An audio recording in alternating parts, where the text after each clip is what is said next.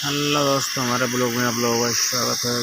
तो आज हमारे ब्लॉग में हमारे पूरे दिन बन रही है। बहुत दिनों के बाद आज हमारा ब्लॉग फिर से शुरू किया है, क्योंकि कुछ परेशानी दुख के कारण आ गए हैं फिर से अपने न्यू ब्लॉग में।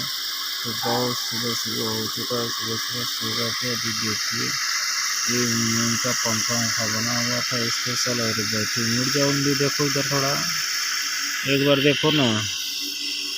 ओ जी इंदो, देखो जी,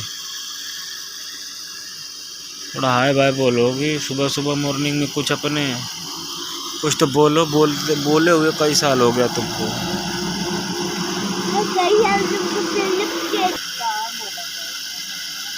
हाँ, कई साल हो गए बोले हुए, मोबाइल में कहीं बोले नहीं, वो बातें नहीं करते किसी से।